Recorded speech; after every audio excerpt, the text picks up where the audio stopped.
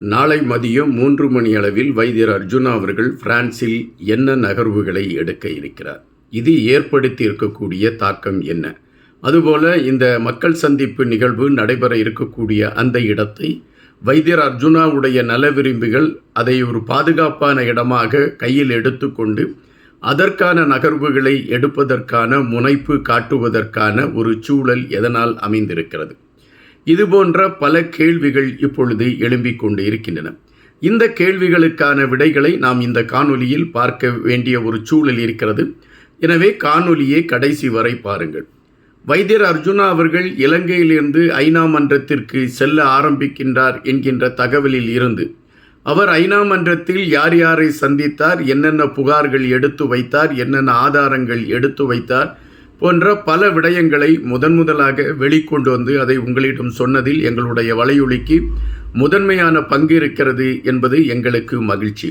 நீங்கள் கொடுத்து கொண்டு இருக்கக்கூடிய ஆதரவும் அளவிட முடியாத ஒன்று, அது மறுப்பதற்கு இல்லாத ஒரு செய்தி.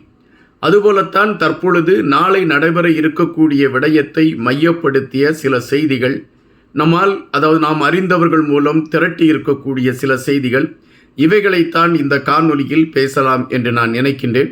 வழக்கம் போல எங்களுடைய வலையொலியை நீங்கள் பகிர்ந்தளிப்பீர்கள் என்ற நம்பிக்கை எனக்குண்டு. கடைசி வரை காணொலியை பாருங்கள், உங்களுடைய கருத்துக்களை பதிவிடுங்கள்.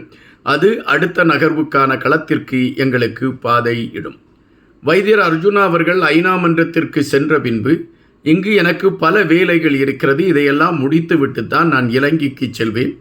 காரணம், இலங்கையில் நான் இங்கிருந்து சென்ற பிறகு இலங்கையில் இருந்து நான் வெளிநாடுகளுக்கு வருவதற்கான வாய்ப்புகள் இருக்குமா என்றால் அது மிக குறைவான ஒன்றாகத்தான் இருக்கும். எனவே தான் இங்கு இருக்கக்கூடிய அனைத்து பிரச்சனைகளையும் நான் முடித்துவிட்டு செல்லலாம் என்பதாக வைத்தியர் அர்ஜுனா அவர்கள் குறிப்பிட்டிருந்தார்.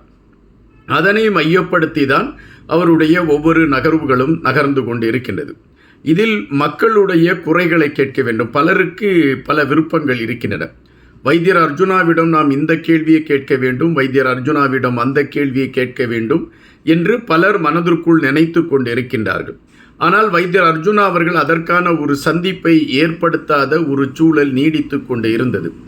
இந்த நிலையில்தான் வைத்தியர் அர்ஜுனா அவர்கள் ஒரு நடைமுறையை கையில் எடுத்தார். அதாவது வருகின்ற நாளை 3 மணி அளவில் மக்களை சந்திப்பதற்கான ஒரு களத்தை எடுப்பதற்கு அவர் தயாரானார். அதன் அடிப்படையில் அந்த சந்திப்பை மையப்படுத்தி அவர் ஒரு காணொலியும் வெளியிட்டிருந்தார். அந்த காணொலியில் நீங்கள் என்ன கேள்வி வேண்டுமென்றாலும் கேட்கலாம், அதை குறித்து எனக்கு கவலை இல்லை, அதை குறித்து நான் பயப்பட போவதும் இல்லை, நீங்கள் கேட்கக்கூடிய கேள்விகளுக்கு நான் தெளிவாக பதில் சொல்வேன் என்று குறிப்பிட்டிருந்தார். இதனை மையப்படுத்தி கூட நான் ஒரு காணொலியும் பேசியிருந்தேன். அதன் பின்பு இந்த நிகழ்வு நடைபெறாது என்கின்ற ஒரு சூழல் ஏற்பட்டது. காரணம், தெளிவான ஒரு நிலைப்பாடு அங்கு, அதாவது தெளிவான ஒரு இடம் கிடைக்கக்கூடிய களம் அமையவில்லை என்கின்ற ஒரு பரபரப்பு எட்டியது. எனவே வைத்தியர் அர்ஜுனா அவர்கள் அவசரமாக இன்னொரு காணொலியை அவர் வெளியிட்டார். அந்த காணொலியில் நான் நடைபெறும் என்ற நேரத்தையும் இடத்தையும் குறிப்பிட்ட பின்பு நீங்கள் கிளம்பி வாருங்கள் என்பதுதான் அந்த காணொலியில் அவர் குறிப்பிட்ட விடயம். அப்படி என்றால் பிரான்சில் மக்களை சந்திக்கக்கூடிய நிகழ்வு நடைபெறாதா என்கின்ற ஒரு பரபரப்பும் ஏற்பட்டது. இந்த சூழலில் நாளை அது நடைபெறுவதற்கான ஒரு களத்தை எட்டி இருக்கிறது என்கின்ற செய்தியை வைத்தியர் அர்ஜுனாவும் உறுதிப்படுத்துகின்றார். அவருக்கு உதவி செய்து கொண்டு இருக்கக்கூடியவர்களும் உறுதிப்படுத்துகிறார்கள். இந்த மக்கள் சந்திப்பு விடயத்தில் வைத்தியர் அர்ஜுனா எதனை எதிர்நோக்கி காத்திருக்கிறார், மக்கள் எதனை எதிர்நோக்கி காத்திருக்கிறார்கள்?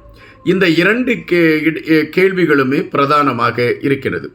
மக்களை பொறுத்த மட்டில் வைத்தியர் அர்ஜுனா மீது விமர்சனங்களும் உண்டு, பாராட்டுகளும் உண்டு. விமர்சனம் என்கின்ற பொழுது நமல் ராஜபக்சேயோடு வைத்தியர் அர்ஜுனா மிக நெருக்கமாக பயணித்து கொண்டிருக்கிறார் என்கின்ற ஒரு விடயம்.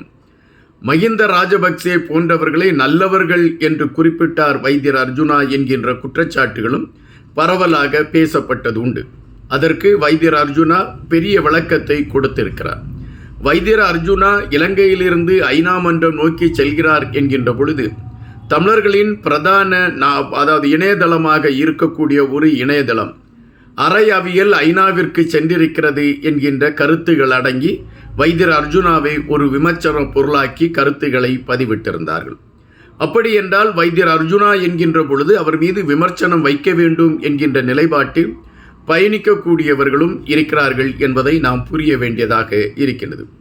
ஆனால் வைத்தியர் அர்ஜுனாவுடைய அரசியல் பிரவேசத்திற்கு பின்பு நிறைய மாற்றங்கள் வடக்கு கிழக்கு பகுதியில் நடைபெற்று இருக்கிறது என்பதும், தமிழ் மக்களுடைய உரிமைகள் நாடாளுமன்றத்தில் பேசப்பட்டிருக்கிறது என்கின்ற செய்தியும் பரவலாக பல மட்டங்களில் பேசப்படுகின்றன.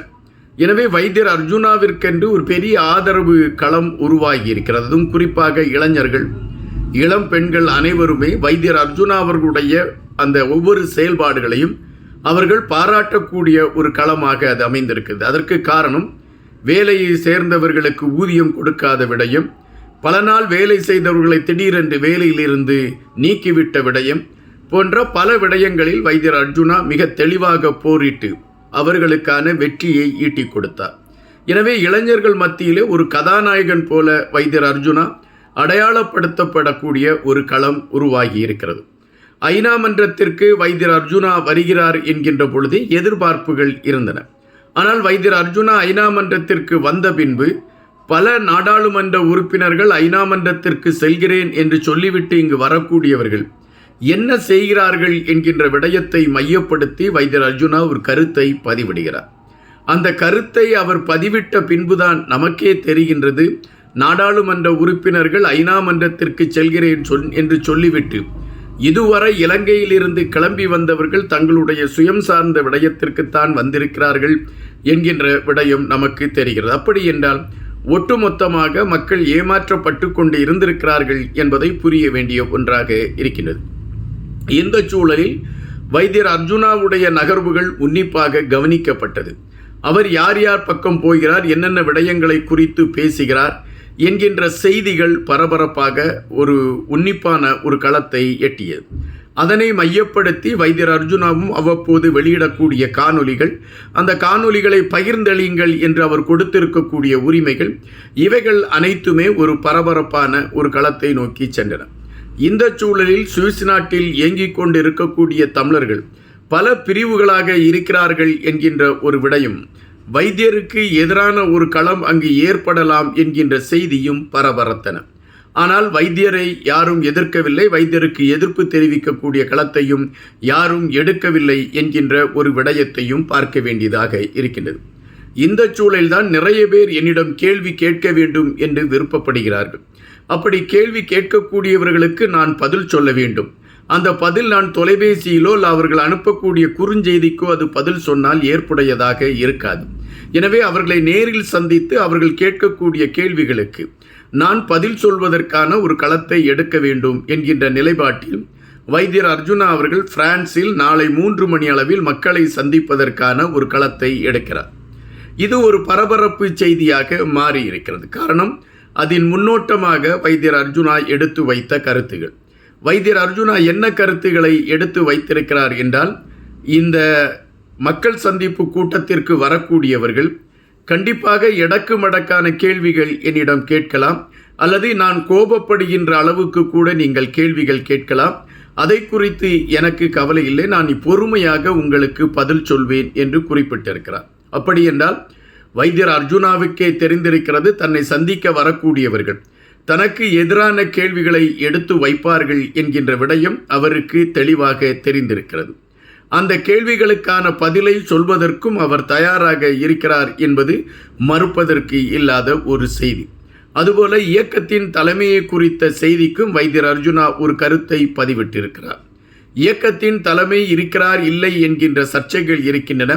அவர் இருந்தால் தலைவன், இல்லை என்றால் இறைவன் என்கின்ற அடிப்படையில்தான் என்னுடைய பயணம். நாடாளுமன்றத்திலே இயக்கத்தின் தலைமையை குறித்து நான் பேசியிருக்கிறேன். எனவே எனக்கு இது இங்கு அவர்களையெல்லாம் சந்திப்பது எனக்கு ஒரு பொருட்டல்ல என்ற கருத்தை பதிவிட்டிருக்கின்றார்.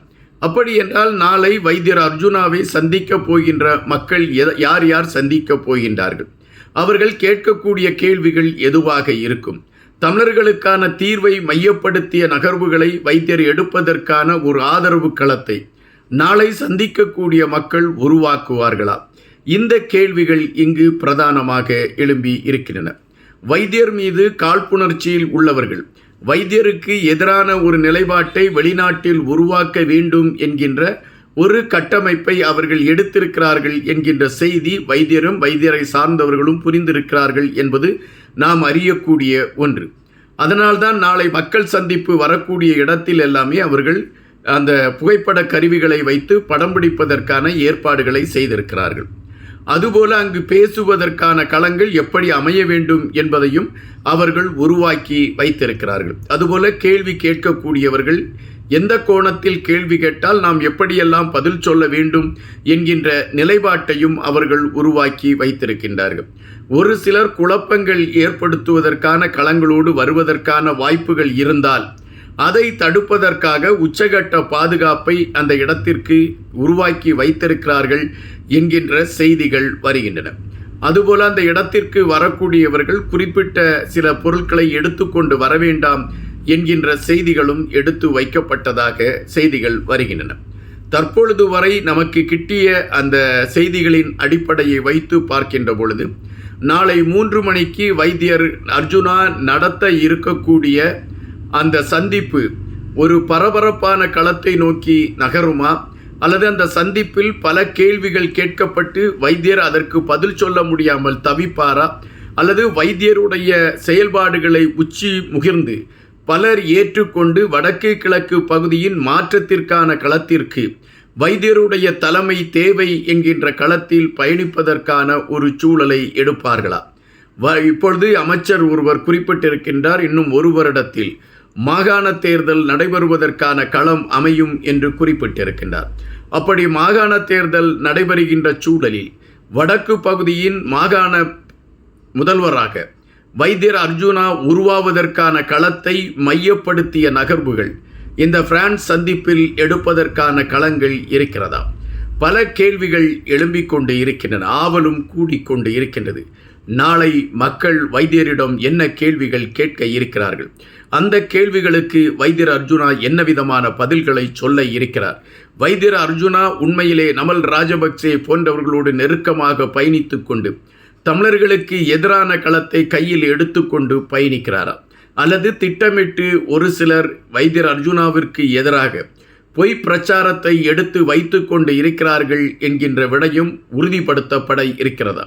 அதுபோல அரை அவியல் என்று விமர்சிக்கப்படக்கூடிய வைத்தியர் அர்ஜுனா நாளை தன்னை ஒரு சிறந்த அரசியல்வாதியாக நிரூபிப்பதற்கான களத்தை எடுப்பாரா போன்ற பல கேள்விகள் எழும்பிக் கொண்டு இருக்கின்றன. அதுபோல வைத்தியர் அர்ஜுனாவிடம் கேள்வி கேட்கக்கூடியவர்கள் பாதுகாப்பு விடயங்களை மையப்படுத்திய நகர்வுகளோடு வந்து கேள்விகள் கேட்பதற்கான களங்கள் உருவாக்கப்பட்டிருக்கிறதா?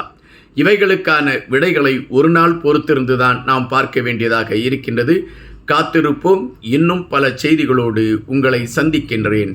நன்றியுடன் இன்பா.